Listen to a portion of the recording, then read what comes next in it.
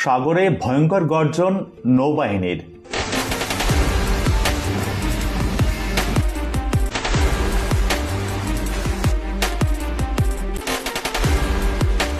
প্রধানমন্ত্রীর হাত ধরে নৌবাহিনীতে যোগ দিল হান্টার কিলার সহ ৩ রণতরী।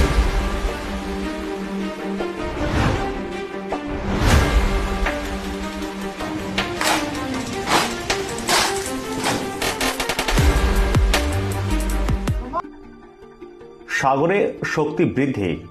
গতকাল সেনাবাহিনী দিবসে মুম্বাইয়ের নৌবাহিনীর ৩টি যুদ্ধজাহাজের উদ্বোধন করলেন প্রধানমন্ত্রী নরেন্দ্র মোদী। অত্যাধুনিক যুদ্ধজাহাজ আইএনএস সুরাট, আইএনএস নীলগিরি এবং আইএনএস ভাগশের জাতির উদ্দেশ্যে উৎসর্গ করলেন তিনি। এই ৩টি যুদ্ধজাহাজ ভারতীয় নৌবাহিনীর শক্তি আরও বাড়িয়ে তুলবে এবং সামুদ্রিক নিরাপত্তা নিশ্চিত করতে গুরুত্বপূর্ণ ভূমিকা পালন করবে বলেই আশাবাদী তিনি। আইএনএস ভাগশির একটি অত্যাধুনিক হান্টার কিলার সাবমেরিন, আইএনএস সুরাট উন্নতমানের গাইডেড মিসাইল ডেস্ট্রয়ার এবং আইএনএস নীলগিরি একটি স্টেলেথ ফ্রিগেট। ভারতীয় নৌসেনায় এই ৩টি যুদ্ধজাহাজের সংযুক্তি ভারতের সামুদ্রিক শক্তিকে নতুন উচ্চতায় নিয়ে যাবে। এদিন প্রধানমন্ত্রী মোদী বলেন, ভারত এখন বিশ্বে একটি সামুদ্রিক শক্তিধর দেশ হিসাবে আত্মপ্রকাশ করেছে। আমাদের নৌযান নির্মাণ শিল্প আত্মনির্ভর ভারত অভিযানে গুরুত্বপূর্ণ ভূমিকা রাখবে। তিনি আরও বলেন, আজ ছত্রপতি শিবাজী মহারাজের পবিত্র ভূমিতে আমরা ২১ শতকের নৌবাহিনীকে শক্তিশালী করার পথে একটি বড় পদক্ষেপ নিয়েছি। এটি প্রথমবার একসঙ্গে একটি ধ্বংসকারী, একটি ফ্রিগেট এবং একটি সাবমেরিন একসঙ্গে অন্তর্ভুক্তি করা হচ্ছে।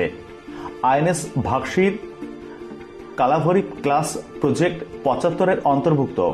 এটি একটি অত্যাধুনিক হান্টার কিলার সাবমেরিন, টর্পেডো এবং অ্যান্টিশিপ মিসাইল দিয়ে সজ্জিত। এটি শত্রু সাবমেরিন এবং জাহাজের বিরুদ্ধে যুদ্ধ, গোয়েন্দা তথ্য সংগ্রহ এবং মাইন স্থাপন করার ক্ষমতা রাখে।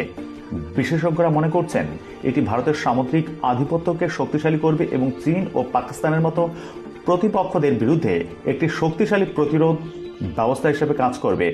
আইএনএস সুরাট গাইডেড মিসাইল ধ্বংসকারী সাবমেরিন বিশ্বের অন্যতম বৃহত্তম এবং সবচেয়ে অত্যাধুনিক ধ্বংসকারী জাহাজ।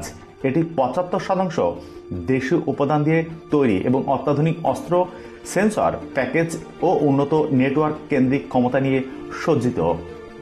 আইএনএস নীলগিরি P-17A স্টেলেথ ফ্রিগেট প্রকল্পের প্রথম জাহাজ, যা ভারতীয় নৌবাহিনীর ওয়ারশিপ ডিজাইন ব্যুরো দ্বারা ডিজাইন করা হয়েছে।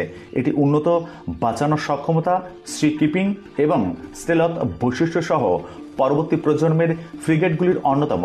প্রধানমন্ত্রী এই পদক্ষেপের ভারতের নৌবাহিনীকে আরও শক্তিশালী করবে এবং আন্তর্জাতিক জলসীমায় ভারতীয় আধিপত্য প্রতিষ্ঠায় গুরুত্বপূর্ণ ভূমিকা পালন করবে। ধন্যবাদ।